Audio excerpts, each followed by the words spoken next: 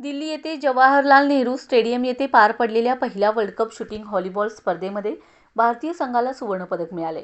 या संघात लावण्या मठपती हिचा सहभाग होता। लावण्या ही सोनाबाई अण्णासाहेब पाटील कन्या शाळेची विद्यार्थिनी आहे। भारतीय शूटिंग व्हॉलीबॉल संघामध्ये कुपवाडची कन्या श्रीमती सोनाबाई अण्णासाहेब पाटील कन्या शाळा कुपवाडची माजी विद्यार्थिनी व प्राध्यापक शरद पाटील स्पोर्ट क्लबची खेळाडू कुमारी लावण्या संजय मठपती या खेळाडूची भारताच्या संघात निवड झाली। तिने भारताचे प्रतिनिधित्व केले। सेमीफायनल मॅच भारत विरुद्ध नेपाळ झाली, तसेच फायनल मॅच भारत विरुद्ध बांगलादेश झाली। सलग 2 सेट जिंकून भारताने बांगलादेशावर मात करून सुवर्णपदक मिळवले। कुमारी लावण्या मठपती हिने उत्कृष्ट खेळाचं प्रदर्शन करून भारताला सुवर्णपदक मिळवून दिले। तिचे हार्दिक अभिनंदन। तिला तिचे शूटिंग व्हॉलीबॉलचे कोच श्री राजकुमार राव पवाळकर सर यांचं मार्गदर्शन लाभले। यशवंत शिक्षण संस्थेचे चेअरमन माननीय श्री राजगोंडा पाटील यांनी लावण्या मठपती व तिचे कोच श्री पवाळकर सर यांचा सत्कार केलाय।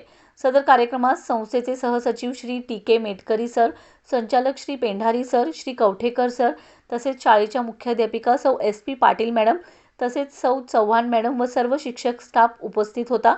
माजी आमदार कैलासवासी प्राध्यापक शरद पाटील यांचे सतत प्रोत्साहन मिळाल्याचे लावण्या मठपती हिने सांगितले। यावेळी माजी उपमहापौर मोहन बापू जाधव उपस्थित होते। नमस्कार, माझे नाव लावण्या संजय मठपती। मी शरद पाटील स्पोर्ट्स क्लब करते आणि श्रीमती सोनाबाई अण्णासाहेब पाटील कन्या शाळा कुपवाड यामध्ये मी शिक्षण घेत होते। आणि आमच्या शूटिंग बॉल संघटनेचे अध्यक्ष संग्रामपूर देशमुख आणि आदिल सर आणि नाना साळे हे आमचे मेन डायरेक्टर होते, विष्णू निकम सर, आणि यांचा फार मोठा मुलाचा मार्गदर्शन होता।